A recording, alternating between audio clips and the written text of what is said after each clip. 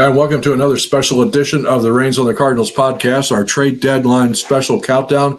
We're up to update number 6 because the trading deadline is over, Mike. We have one more final Cardinal trade that got completed a couple of minutes before the deadline, and then they set their pencils down and went home. As we had said from the beginning, Mo was going to wait around for at least one trade, right? We knew something was going to happen right at the deadline. He always does. And the trade of Phil Maton to the Rangers came through right at the end.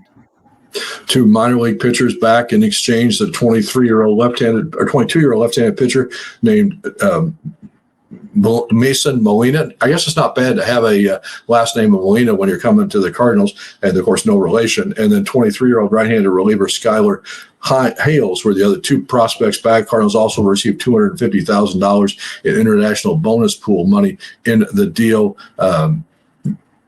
Molina was pitching in high A, starting pitcher, and Hales was a reliever in triple A. So they're the 2 guys that are coming back in this trade. The third trade, as we mentioned, all 3 Cardinal free agent relievers to be Bill Helsley and Matz get traded on the first day here on the 30th, and then today we move Maton to the Rangers. I think anybody that's listened to us or watched this podcast, we can safely say one. We told you there were 3 guys that were most likely to be traded, and we said that those were going to be the guys to go, and they were. And we also said that Mo was going to wait as late as he could. He did them on the last 2 days of the trading deadline. So, I think it's one thing to look at who we got back, but it's also hard to evaluate all of these trades right now. I think the biggest takeaway is we were probably not going to re-sign any of these 3 guys at the end of the year. Maybe Helsley based on the money. But right now, we were able to turn that into multiple prospects, and I think that's what we needed to restock up our farm system.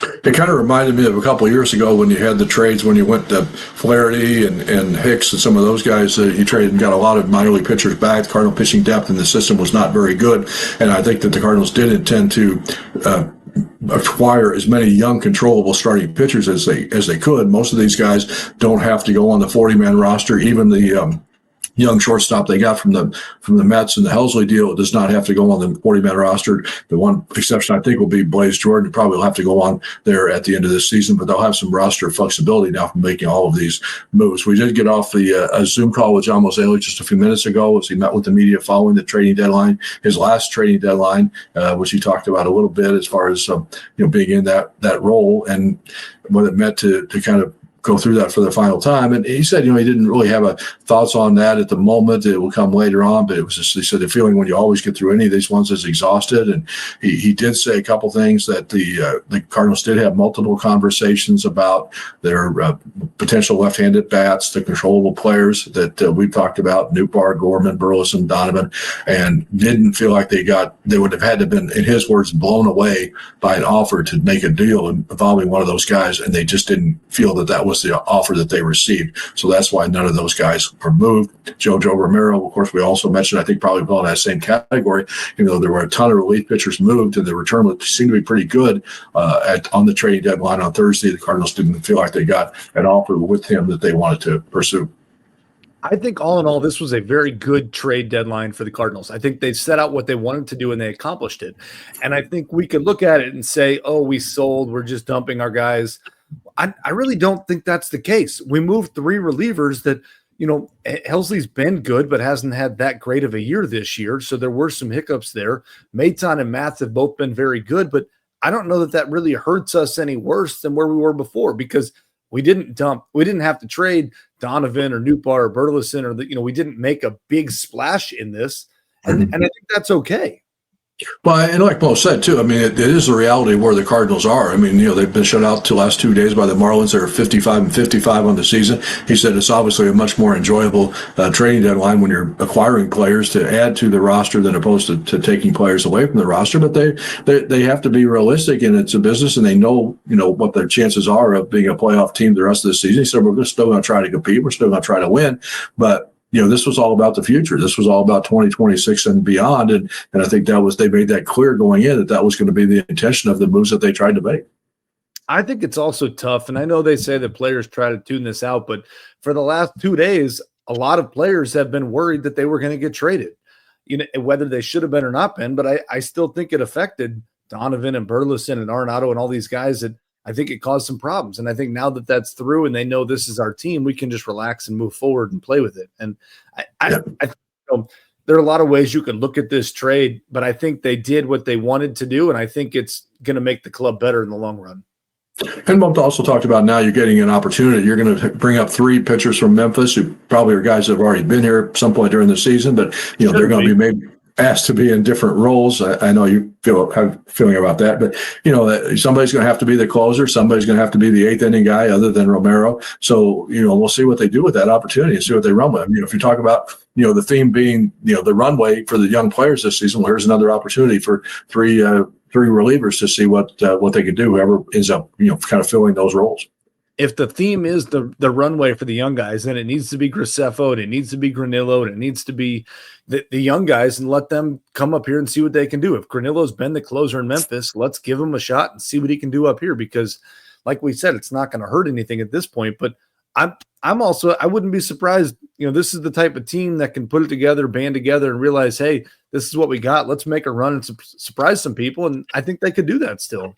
I think Granillo is hurt a little bit by the fact that he, just got sent back down, and the roster rules are you have to stay down 10 days before you can come back up, unless there's a case of an injury, which is why Graceffo came back up. So I think they're going to have to wait a little bit on for that move, but he'll be back as well, and I think we'll get more of an opportunity here for the last 6 weeks or so of the season. And I think it'll be, I think the last 6 weeks are going to be exciting baseball, right? I mean, I know people say like, oh, we dumped, we sold, it's going to be tough. Well, we're still not out of it. 5.5 out of a wild card at this spot. I think it's going to be, again, a lot of trades happened today. 34 total trades happened today. And we could be sitting here in the same spot the way that the Twins are sitting here right now. Yeah. The Twins traded 11 players off their active roster today. 7 pitchers, 4 position players. I mean, they got nobody left. Nobody. And you want to try to sell tickets? That they didn't trade was Joe Ryan, who they thought probably might get one of the best starting pitchers on the market. Which is incredible, right? So, again, there's always somebody worse than you, right? Mm-hmm. And then, but there were – go ahead. I was going to say the Brewers haven't really done much. All of a sudden, their splash is they just traded for Shelby Miller and Jordan Montgomery. Yeah. You talk about familiar faces coming back to see you. Yeah, that's that was an interesting trade right at the buzzer there almost. And then, how would have been a fan of the Houston Astros or the San Diego Padres today? You talk about teams that went all in and made aggressive moves. Well, I don't think the Padres have room for everybody that they brought in. I don't think they do. And it's interesting because people are going to see the Padres out there doing big moves, big splashes. That's what AJ Preller does every year. He trades prospects for big players. They don't worry about their farm system at all. They just continue to dump and restock later. And he feels confident in his draft, scouts that can go find the next player. But the Cardinals really take pride in raising those prospects to become the guys here, right? You look at the guys that are here now that are doing that, and that's how they came up. So it's just kind of 2 approaches to how teams look at it and how they take it.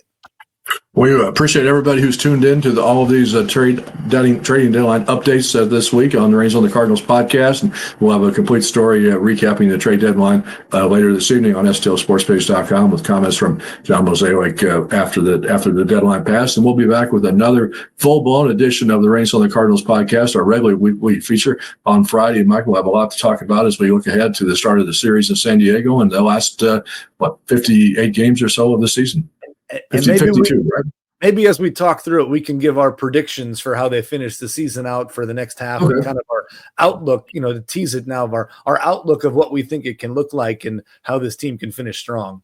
All right, we can do that. So we'll be back with that on Friday. But thanks again for tuning in to all of these trading deadline updates. The Cardinals make 3 trades here before the deadline, trading their 3 free agent relievers, all from minor league prospects. For STLSportsPage.com, for Mike Raines, Rob Raines, thanks for watching. Have a great night, everybody.